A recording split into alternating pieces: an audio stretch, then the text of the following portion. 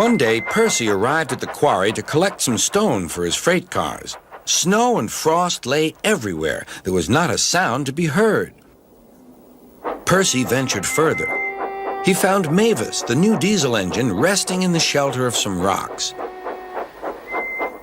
"Cheer up, Mavis," he whistled. Mavis was still remembering the trouble she'd had with cars. "Manager says I don't listen to advice. He says I've no business jauntering down Toby's line. Toby's a fusspot." "Toby has forgotten more about freight cars than you will ever know," replied Percy.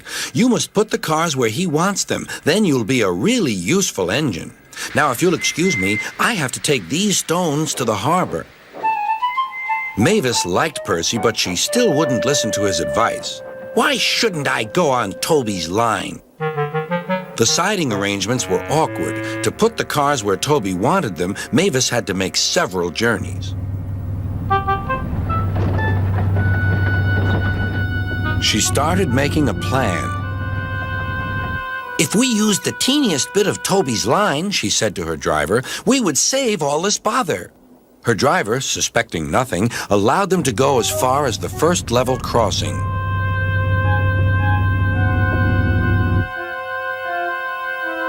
A few days later, the weather changed. As the snow melted, the quarry grew busy again. Some trains were so long that before leaving the cars for Toby, Mavis had to go beyond the level crossing with them. Now for her plan. She would go further down the line without it seeming her fault.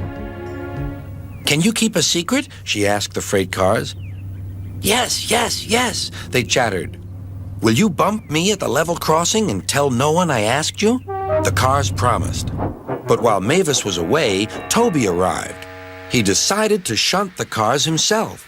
The cars decided to bump him anyway. They reached the level crossing and Toby's brakes came on. This was the signal for the freight cars. "On, on," they yelled. Toby was away, with the cars screaming and yelling behind him. No one realized that melted snow had turned a stream ahead into a torrent, and the bridge above it was about to collapse.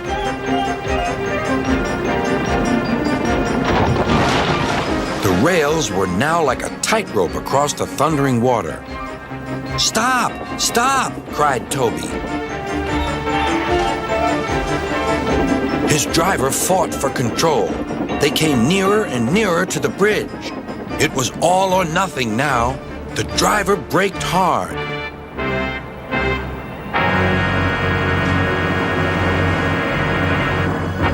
Toby stopped, still on the rails, but with his wheels treading the tightrope over the abyss.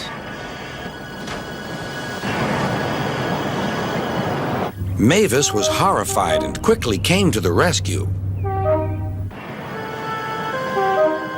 Workmen anchored Toby with ropes while she pulled the freight cars away. Then she helped Toby to safety.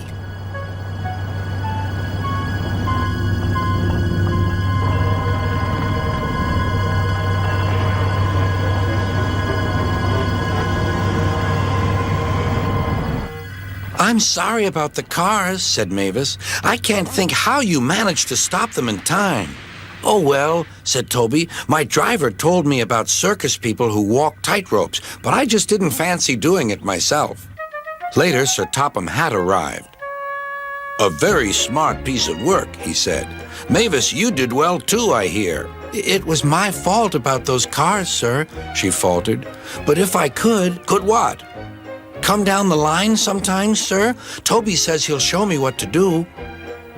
"Certainly," replied Sir Topham Hatt, "if your manager agrees." And so it was arranged. Now Mavis is as happy as can be, and Sir Topham Hatt thinks she's really useful indeed.